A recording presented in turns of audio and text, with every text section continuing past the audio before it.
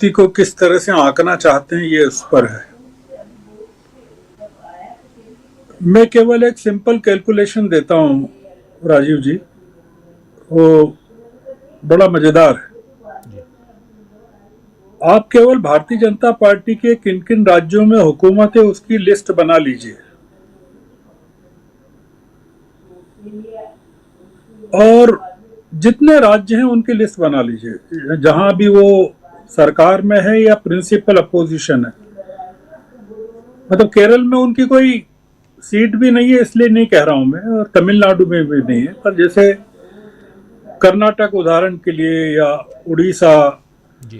या तेलंगाना, महाराष्ट्र, गुजरात, मध्य प्रदेश, राजस्थान, हिमाचल, उत्तराखंड, झारखंड, पश्चिम बंगाल, असम, ये तमाम की लिस्ट बना लीजिए।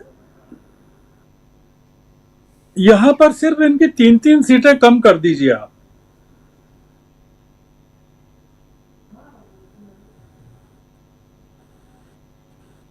और आप देखिए कि क्या गणित आता है। और उन सीटों को आप इनकी जो अभी 303 सीटें हैं उसमें से कम कर दीजिए। ये एवरेज 3 सीट कह रहा हूं, पर उत्तर जी। प्रदेश में 80 सीटें हैं, महाराष्ट्र में 48 सीटें हैं, पश्चिम बंगाल में 42 सीटें हैं।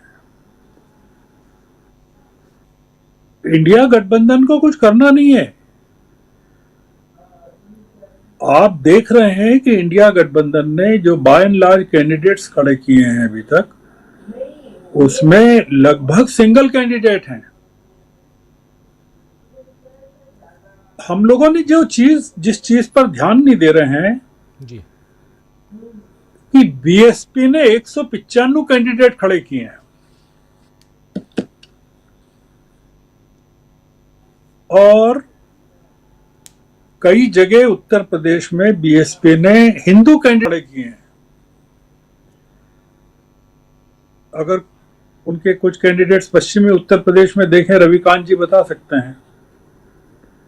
मान लीजिए मेरठ से किसी त्यागी को खड़ा कर दिया,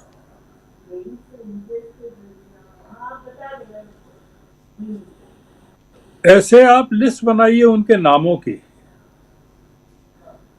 कि उन्होंने कहां का कैंडिडेट, जो हम ये मान के चल रहे हैं अभी पूरी तरह से कि जैसे 2019 के चुनाव में मायावती ने कैंडिडेट्स अपोजिशन को हराने के लिए और बीजेपी की मदद करने के लिए खड़े किए थे। आप थोड़ा सा कल्पना कीजिए कि इस बार क्या कुछ उल्टा तो नहीं हो जाएगा। 195 कैंडिडेट्स हैं। रविकांत जी मुस्कुरा रहे हैं क्योंकि वो समझ रहे हैं मैं क्या कह रहा हूं। हिमाचल प्रदेश में की मंडी में बाय इलेक्शन हुआ था, उसमें प्रतिभा सिंह ने 4 लाख वोटों से हराया था बीजेपी के कैंडिडेट को। कंगना रनौत के खिलाफ उनका बेटा खड़ा हो रहा है। अब कंगना रनौत जीत के बता दें मंडी से,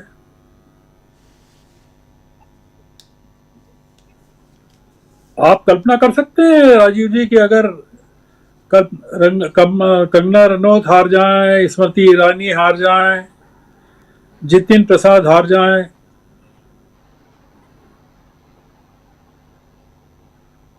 ये जो चुनाव है इसमें इंडिया गठबंधन को कुछ करना नहीं है। इस बार चुनाव किसके बीच में है ये सोचना चाहिए। जी। जो हम बार बार कह रहे हैं और भी लोग कह रहे हैं, सभी कह रहे हैं कि इस बार जनता लड़ रही है चुनाव। ये जो घोषणा पत्र बना है कांग्रेस का, ये राहुल गांधी ने जब घोषणा पत्र जारी किया तब आपने सुना क्या उनका भाषण? आपको सुनवाना चाहिए, कभी सुनवाइएगा। जी। वो कह रहे हैं कि ये घोषणा पत्र तो वो है जो लोगों ने हमको बताया भारत जोड़ो यात्रा के समय सड़कों पर। तो ये लिखा थोड़ी है कांग्रेस ने तो सिर्फ स्टेनोग्राफर है कांग्रेस तो इसकी। इसका लेखन तो जनता ने किया है, जो रोजगार को लेकर या महंगाई को लेकर जो तमाम मुद्दे इसमें निकल कर आए हैं, आप मुझे एक चीज बताइए कि जो इन्होंने बताया प्रशांत जी ने कि क्या क्या चीजें नहीं होंगी। जी रिजर्वेशन की लिमिट को 50% से ऊपर कर दिया इन्होंने, राहुल गांधी की कांग्रेस ने। अब आप बताइए बैकवर्ड क्लासेस के और पिछड़ों के लिए, आप बताइए कि जो पार्टी रिजर्वेशन के ही खिलाफ है, बेसिक कंसेप्ट के खिलाफ है, वो कहेगा, ये कहेगी कि हम, इन्होंने 50 का कहा है तो हम 60% के ऊपर कर देंगे, कहेंगे क्या? वो नहीं।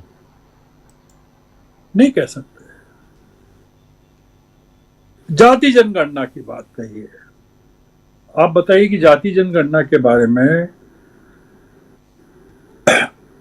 आप, एक छोटी सी बात है, जाति जनगणना की जो देन है उसके पीक के आर्किटेक्ट जो है, मैं नीतीश कुमार को मानता हूं, जो सोच के तौर पर उन्होंने आगे बढ़ाया और तेजस्वी ने उसको सपोर्ट किया और वो बिहार से पैदा हुआ एक आइडिया। जी अगर आज नीतीश कुमार इंडिया गठबंधन में होते और सरकार कायम रहती गठबंधन की, तो जो जाति गणना के जनगणना के जो फंडामेंटल्स है वो एग्जीक्यूशन में कहाँ होते, और आज नीतीश कुमार बीजेपी के साथ हैं वहां बिहार में सत्ता में, तो जाति जनगणना की जो चीजें उन्होंने घोषित की हैं वो कहाँ है? कहीं है क्या? दिख रहा है आपको? ग्राउंड में दिख रहा है वहां बिहार में? वो तो प्रधानमंत्री के पैर छू रहे हैं वहां सभा में और कह रहे हैं 4000 सीटें आएंगी एनडीए की। जी ये सरकार बौखला गई। इसके एक जो ये कहते थे ना कि मनमोहन सिंह को कहते थे पॉलिसी पैरालिसिस हो गया है, इन लोगों को वैचारिक पैरालिसिस हो गया है, जो अब रिफ्लेक्ट होगा, जो कॉन्ट्राडिक्शंस हैं इनके सोच में और इनके एग्जीक्यूशन में, वो इनके घोषणा पत्र में रिफ्लेक्ट होंगे। ये इसीलिए इतनी देर से उसको निकाल रहे हैं कि उसके इम्पैक्ट को, एनालिसिस को डाइल्यूट कर दें पूरा का पूरा। ऐसा है कि जैसे लोगों को खाने पर बुलाते हैं और लोग मिठाई का आखिर तक इंतजार करते रहते हैं, और वो आखिर में वो एक चिरौंजी पकड़ा देते हैं, दाना, किसी मीठे का नुक्ती का दाना पकड़ा देते हैं मुंह मीठा करने के लिए। ये वो वाला हाल है।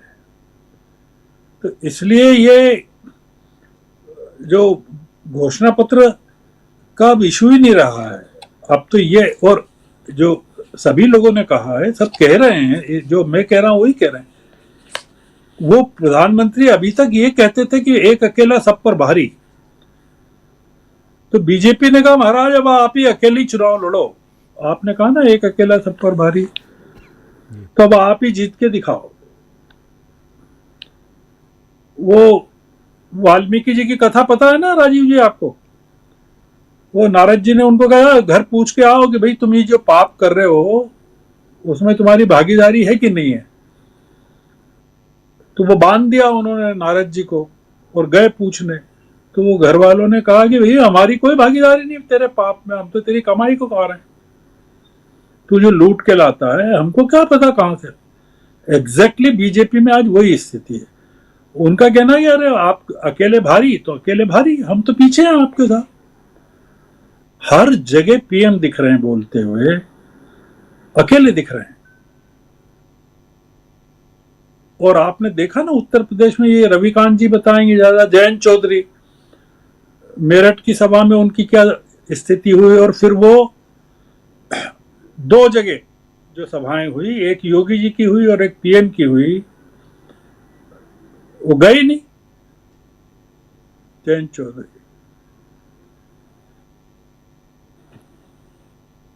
ये जो एक वन पार्टी रूल जो है वो भारतीय जनता पार्टी में वन व्यक्ति रूल से शुरू हो गया है और वो देश में वन पार्टी रूल की तरफ बढ़ रहा है। ये चीज वो कह नहीं सकते ना घोषणा पत्र में। ये चीजें विदेशी हुकूमतें कह रही है कि ऑटोक्रेसी की तरफ भारत बढ़ रहा है, ऑटोक्रेटिक रूल की तरफ बढ़ रहा है। ये जो इंस्टीट्यूशंस हैं दुनिया के वो कह रहे हैं। आपके वीडियोस डाउन होंगे, आपका चैनल बंद भी हो सकता है। पहले फेज के बाद इतने चेहरे उतर जाएंगे 102 सीटों के बाद कि दूसरे में 89, तीसरे में 89। केजरीवाल के बारे में जो फैसला 15 को होगा, मुझे तो उम्मीद नहीं है कि वो कोर्ट रिहा कर देगी, क्योंकि वो एक अलग बात है। जी। पर ईवीएम को लेकर, वीवीपैट की पर्चियों की गिनती को लेकर अगर फैसला आ गया